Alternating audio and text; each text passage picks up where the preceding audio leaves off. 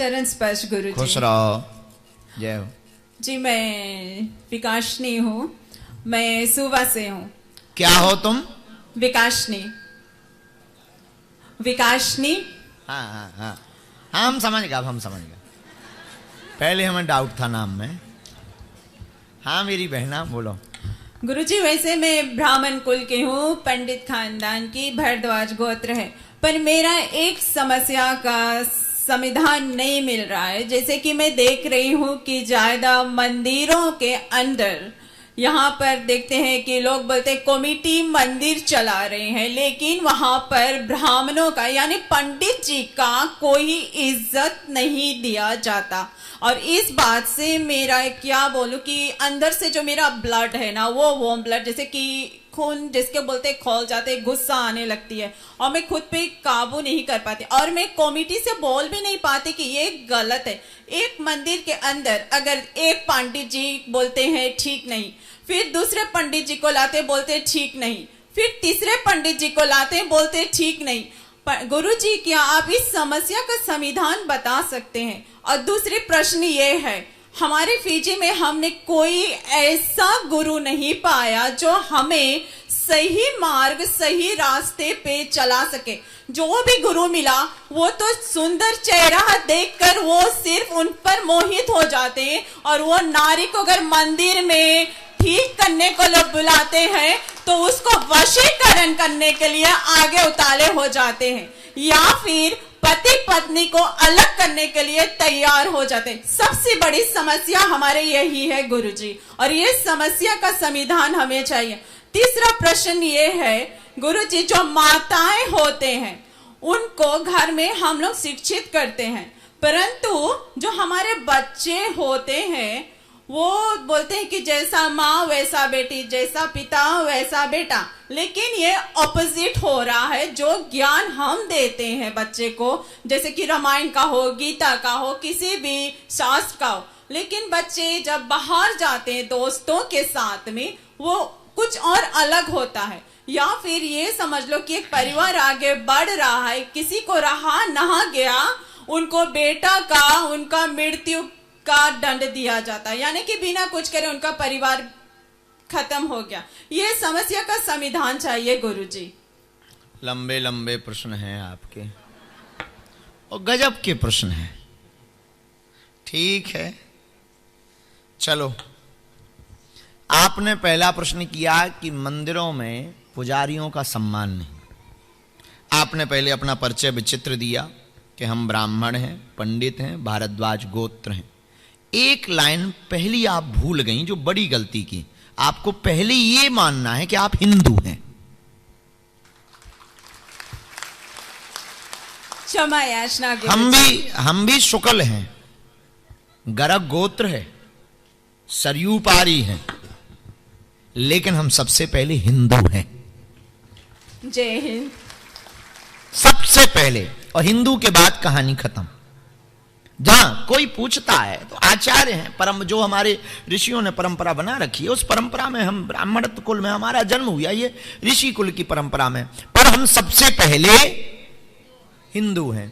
दूसरी बात, आपने कहा कि मंदिरों के पुजारियों के साथ में बड़ा अत्याचार हो रहा है। ये लगभग सब जगह की स्थितियां बनती हैं।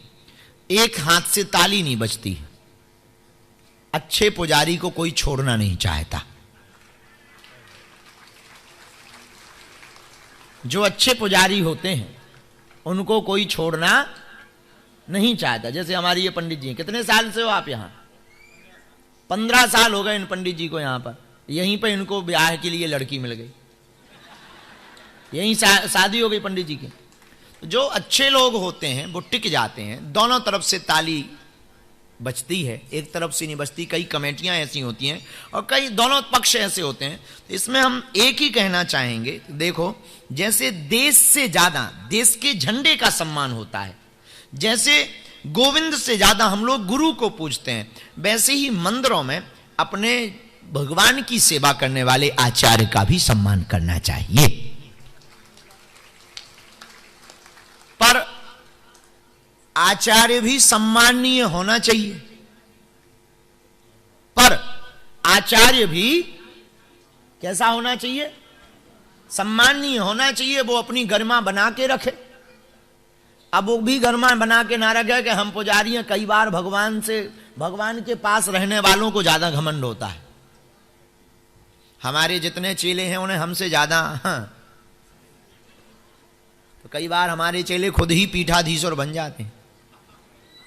तो पुजारी और आचार्य विनम्र बन करके भगवान की सेवा करेगा तो कोई भी उनका अपमान नहीं करेगा, और जो अपमान करेगा भगवान उसको नहीं छोड़ेगा। तीसरा प्रश्न हम ठीक से आपका सुन नहीं पाए, बड़ा लंबा था। तो तीसरा प्रश्न हम आपका सुन नहीं पाए, पर आपने जो भी बात बोली ठीक बोली, उसमें कोई संदेह नहीं। एक प्रश्न और आपने किया, वशीकरण करके ले जाते हैं, हैं? जी गुरु आते हैं सुंदर स्त्रियों को देखकर वशीकरण करके ले जाते हैं। इसमें भी हम यही कहना चाहेंगे कि वशीकरण इतने लोगों के पास नहीं है जितना आप समझ रही हैं। वो भी वही है, आकर्षण का खेल है।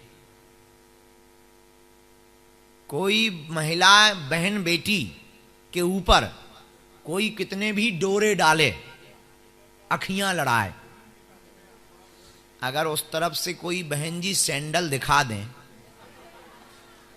तो कैसा भी वशीकरण जानता हो, नानी याद आ जाएगी।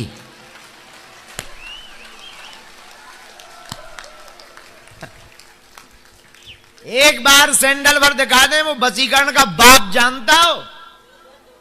अब ये भी करें और उधर से भी, तो फिर वशीकरण की जरूरत ही नहीं है। बिना वशीकरण के ही जय बजरंगबली। फिर इसी में आपने एक बात और जोड़ी, पति पत्नी को अलग कर देते हैं। जब दो प्यार करने वाले होते हैं तो वो तीसरे को हटाना ही चाहते हैं कि जो भी तीसरा रोड़ा हो।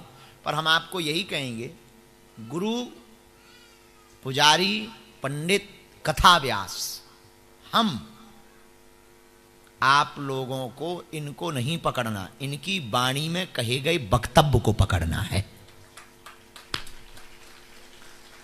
नहीं समझे आप? वक्ता को नहीं पकड़ना है, वक्ता के बोले हुए वक्तव्य को पकड़ना है। इसलिए बहन जी, जो आपका ये वाला प्रश्न है, ये थोड़ा सा विचित्र ही है। अब रही बात आकर्षण की, वो कहीं भी हो जाता है, पर गुरु, साधु और आचार्य को परिपक्व होना चाहिए। हमने विवेकानंद की कल कथा बताई थी। ऑफर आते हैं, ऑफर का अपना काम है, ऑफर आएंगे, आपको एक्सेप्ट करना या नहीं करना ये अपना विषय। और कभी भी एक तरफ से ऑफर एक्सेप्ट नहीं होता, दोनों तरफ से होते हैं। इसलिए इस पर भी विचार करने की आवश्यकता नहीं है। अब तीनों का एक समाधान और सुन लो, अंतिम। पहले आप शिकायत करना बंद करके सुधार करना प्रारंभ करवाओ।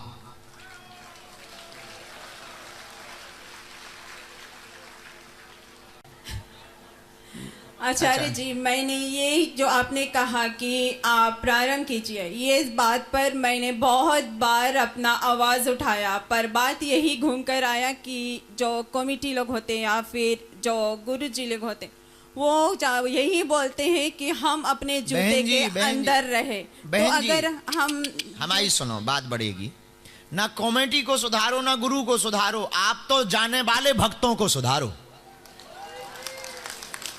आप हो पागल, आप कर रही हैं एनर्जी बर्बादी का काम।